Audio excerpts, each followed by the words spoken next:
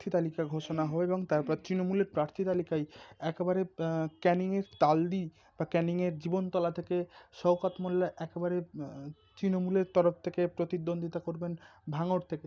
এই জায়গাটা যে তৈরি করা হলো এবং তারপর দেখা যাচ্ছে শওকত মোল্লারই অনুগামীরা যেখানে কিনা বিক্ষোভ দেখা যায় তৃণমূলের বিরুদ্ধে, কোথাও কি একটা হার নিশ্চিত এরকমটা শওকত মোল্লা দেখতে পাচ্ছেন যার কাছে? অনেকগুলো কারণ থাকতো। এটা সত্য কথা, ভাঙড়ে এনে দাঁড় করিয়েছেন মানে বাঘের মুখে এসে ফেলে দিয়েছেন, সোজা কথায়। মানে ফলে সেক্ষেত্রে খুব স্বাভাবিকভাবেই এই নওশাদ সিদ্দিকী জিতবেন, মানে যিনি অপর পক্ষে থাকবেন তিনি হারবেন। যার ক্যানিং পূর্বের সিট, তিনি মনে করেছিলেন তুলনায় ওটা একটা মানে তার ভালো জায়গা, বেটার ফুটিং আছে হয়তো। কিন্তু তাকে দাঁড় করিয়ে এনে ফেলা হয়েছে ভাঙড়ে, অর্থাৎ বাঘের মুখে ফেলা হয়েছে।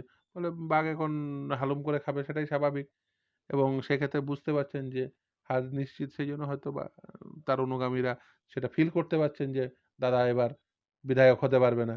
ফলে তারা তো একটু ওই দুষ্টুমি করছে, মানে ওনার ভাষায় বলি, একটু দুষ্টু ছেলেরা দুষ্টুমি করছে আরকি। ফেরদৌসবাবু তৃণমূলের থেকেও তৃণমূলের শওকত মোল্লার একেবারে সরাসরি বিরোধিতা করেছেন আরাবুল ইসলাম।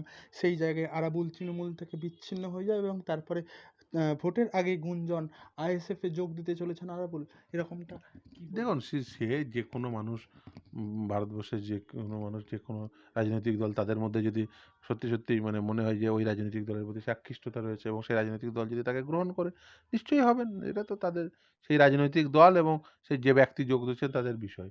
ফলে এখানে আমার বলার কিছু নেই। যার যাকে পছন্দ হবে, যিনি যে মতে বা পথের বিশ্বাসী হবে, তিনি সেই মত বা পথ অবলম্বন করবেন। একেবারে শেষ প্রশ্ন, আরাবুল ইসলাম আইএসএফ এ যুক্ত হওয়ার পর কোথাও কি তৃণমূলের থাকায় যেসব অভিযোগগুলো, তার একাধিক যে অভিযোগগুলো রয়েছে, যে মামলাগুলো রয়েছে, কোথাও কি সেই একইভাবে ওয়াশিং মেশিনের মতো ধুয়ে যাবে এবং তারপর তাকে নিয়েই কি বৈতরণী পার করতে পারবে আইএসএফ? দেখুন, আইএসএফ এর এই যে কথাটা বললেন ওয়াশিং মেশিনের মতো ধুয়ে যাবে। আইএসএফ তার ক্ষমতাই নেই যে তার সমস্ত কিছু যা অভিযোগ ছিল বা যে তার বিরুদ্ধে যা প্রসিডিংস চলছে সেগুলোকে সে প্রভাবিত করতে পারবে। ফলে এই ওয়াশিং মেশিন তত্ত্ব এই ক্ষেত্রে প্রযোজ্য হয় না, প্রথম। দ্বিতীয় হচ্ছে, দেখুন, নিশ্চিতভাবে যদি কারোর বিরুদ্ধে অভিযোগ থাকে, সেই অভিযোগ নিশ্চিতভাবেই উম সেই অভিযোগ থাকবে এবং সেই অভিযোগের বিচার হবে, প্রথম। দ্বিতীয় হচ্ছে যে, দেখুন, রত্নাকর-দস্যু যদি চান যে বাল্মীকি হতে, তো মানুষ মাত্র ভুল করে, যদি সেই ভুল যদি কেউ শুধরাতে চান, সে শুধরাবেন। সেই জন্য তো জেল, তো আর জেল নেই, কোনো সংশোধনাগার হয়ে গেছে। কেউ যদি জেল খেটে এসে সংশোধনিত হয়ে যদি সে মনে করেন যে দস্যু রত্নাকর থেকে বাল্মীকি হবেন, তো বাল্মীকি হতেই পারেন। তাতে তো মানে অসুবিধা নেই। সেই ক্ষেত্রে মহাকাব্য রচিত হবে। মহাকাব্যকে আমাদের দেশে তো এই উদাহরণ রয়েছে।